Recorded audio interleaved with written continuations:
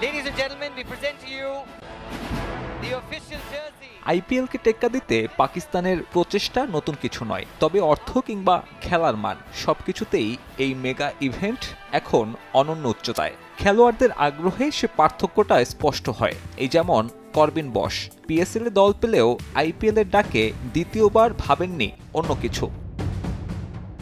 গত ২৪ নভেম্বর আইপিএলের মেগা অকশনে অবিকৃত থেকে যান করবিন বশ। এক মাস পর এই প্রোটিয়া পেসার পিএসএল ড্রাফটে নাম জমা দেন। পেশোয়ার জালমি সেখান থেকে দলেও ফেরায়, তবে লিজার্ড উইলিয়ামসের শেষ মুহূর্তের চোটে কিছুটা দেরিতে হলেও ভাগ্য খোলে বশের। সুযোগ হয় মুম্বাই ইন্ডিয়ান্স শিবিরে, আর তাতেই ইউটার্ন নেন করবিন বশ। পিএসএল ড্রাফটে দল পেয়েও আইপিএলে নাম লেখানোয় তাই ক্ষুব্ধ পিসিবিও। কারণ দর্শানোর নোটিশ পাঠানোর পর এবার আনুষ্ঠানিকভাবে বশকে ১ বছরের জন্য নিষিদ্ধ করল পিএসএল থেকে। দুই পক্ষের দেয়া এক যৌথ বিবৃতিতে দুঃখ প্রকাশ করেছেন বশ নিজেও। করবিন বশের নিষেধাজ্ঞা যখন বিতর্ক তৈরি করছে, তখনই সেই বিতর্কের আগুনে ঘি ঢাললেন মোহাম্মদ আমির। ব্রিটিশ নাগরিকত্বের অপেক্ষায় থাকা এই পেসারের পিএসএল নিয়ে করা মন্তব্য আলোচনার জন্ম দিয়েছে।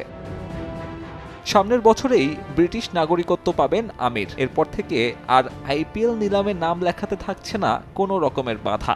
ভারতীয় লিগে দল পেলে কি করবেন? পাক পেসারের উত্তর কষ্ট দেবে তার ভক্তদেরই। ऑनेस्टली अगर मुझे अपॉर्चुनिटी हुई आईपीएल खेलने की, मैं खेलूंगा। मैं ओपन कह रहा हूं, अगर अपॉर्चुनिटी मिलेगी मुझे, नहीं मिलेगी तो इट्स ओके।